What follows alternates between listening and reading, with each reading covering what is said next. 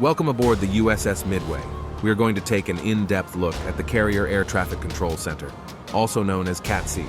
CATCC is located adjacent to the Command Information Center and is on the audio-guided tour as part of the gallery deck exhibits. Sailors, well-trained in air traffic control, operated all control positions here in a dark room at nighttime and during bad weather when the cloud deck was at or below 1,000 feet and the visibility was less than 10 miles.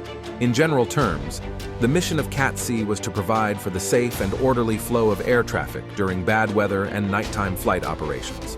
The departure controller would assure separation of aircraft after launching and beyond to their mission rendezvous points before handing off to CIC next door. Later, the Marshal Controller would stack aircraft returning from a mission in a holding pattern until minutes before the flight deck was ready to accept inbound aircraft. At a prescribed time, usually 6 to 7 minutes before the landing area was expected to be clear, or have a ready deck, the first aircraft at the bottom of the stack would push over, or commence descent and approach to the ship. Two approach controllers would line them up with the extended center line of the angle deck and close the longitudinal separation to about 2 miles, which would give the flight deck sufficient time between each landing or trap to ready for the next aircraft. Let's listen in to a typical exchange between the Marshal Controller and the pilot of an attack aircraft, Raven 302. Schoolboy Marshal Raven 302 inbound on your 190 for 65, Angels 31, fuel at 3.7. Raven 302, Schoolboy Marshal Roger. Case 3 recovery, expected BRC 100, altimeter 2, Niner 2. Marshal 280 at 24 Angels Niner. Expected approach time is 37 on button 16. Raven 302, Roger. 280 at 24 Angels Niner. EAT 37. Button 16. Altimeter Niner 2. 302 readback is correct. Call established. 302 will go. Minutes later, the Marshal Controller would hear from Raven 302 as the pilot entered the 6-minute racetrack-shaped holding pattern. Schoolboy, Raven 302 established Angels Niner. Fuel state 3.2. 302 Schoolboy Roger, state 3.2. Note that the Marshal or holding stack is optimally about 180 degrees opposite the base recovery course. That is not always the case. Sea and airspace or weather limitations might demand the stack be offset so many degrees to avoid such limitations. That would usually require a variation on the standard approach procedure.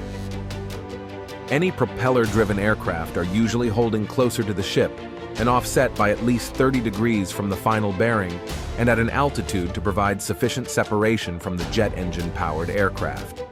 The process of aircraft returning from missions, contacting Marshal Control, obtaining holding instructions, and getting established in holding would repeat until all returning aircraft were issued holding instructions, in most cases, optimally prior to commencing approach and descent toward the ship.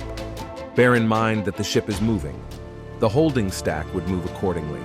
Bearing and distance was derived from shipboard navigation equipment broadcasting bearing and range from the ship on a specific radio frequency. The biggest consumers of fuel were typically assigned the lowest altitudes in the stack, so they would be the first to make approach and descent. Let's take a look at the Marshal or holding stack. If aircraft left visible trails behind them, this is about what one might see if viewing the stack from above. Periodically, the Marshal Controller would broadcast a time hack so that all pilots could synchronize their clocks in order to adjust their laps around the holding pattern to commence approach on time, as synchronized to one time source. Listen in as the first aircraft commences its approach to the ship. Marshal, Rock River 102 pushing over on time. Fuel state 2.8. Rock River 102 Roger, go button 16. Rock 102 button 16. You are wondering about Raven 302? Raven 302 was holding at Angels Niner and 24 miles and would have commenced approach 5 minutes after Rock 102. The ship is headed into the wind to provide more lift to ongoing aircraft launches of the next mission or air ops cycle, as well as give the benefit of direct headwind to aircraft landings or traps. 7 minutes after Rock 102 commenced approach, we can expect 102 to trap aboard.